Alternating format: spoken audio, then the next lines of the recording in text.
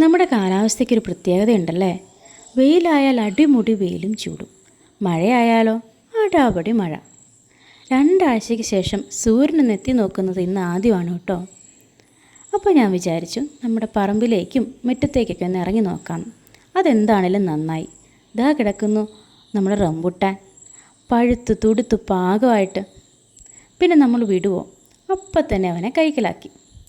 അങ്ങനെ അതും കഴിച്ച് ചുറ്റിക്കറങ്ങി വരുമ്പോഴാണ് അയലത്തെ ചേച്ചി വിശേഷം പറയാനെത്തിയത്.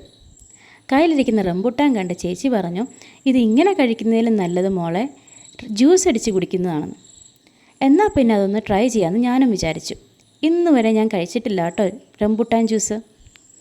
അങ്ങനെ റംബുട്ടാനുമായിട്ട് തിരിച്ചു വരുമ്പോൾ കാണുന്നത് ഒരു മരം നിറച്ച് ലഡു കായ്ച്ചു നിൽക്കുന്നതാണ്.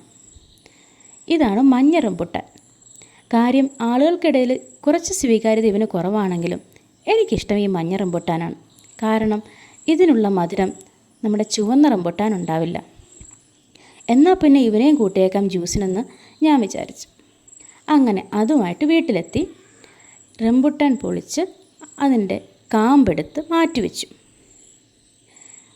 മഞ്ഞ റംബുട്ടാൻ മധുരത്തിനായും അല്പം പുളിക്ക് വേണ്ടി ചുമല റംബുട്ടാനും ചേർത്തു. എന്നിട്ടതിൻ്റെ കാമ്പ് ചെത്തി അല്പം വെള്ളവും ആവശ്യത്തിന് പഞ്ചസാരയും ചേർത്ത് മിക്സിയുടെ ജാറിൽ നന്നായിട്ടൊന്ന് അരച്ചെടുത്തു. വീണ്ടും കുറച്ച് വെള്ളം കൂടി ചേർത്ത് ജ്യൂസ് പരുവത്തിലാക്കി. എന്നിട്ടത് ഗ്ലാസ്സിലേക്ക് പകർന്നു. എന്താ രസമല്ലേ.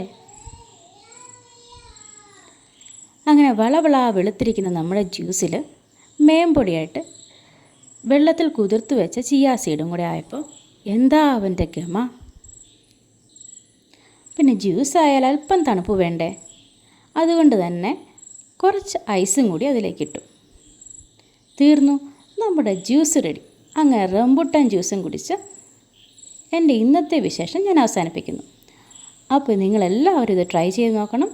എന്നിട്ട് നിങ്ങളുടെ അഭിപ്രായം കമൻറ്റ് ചെയ്യണം കേട്ടോ.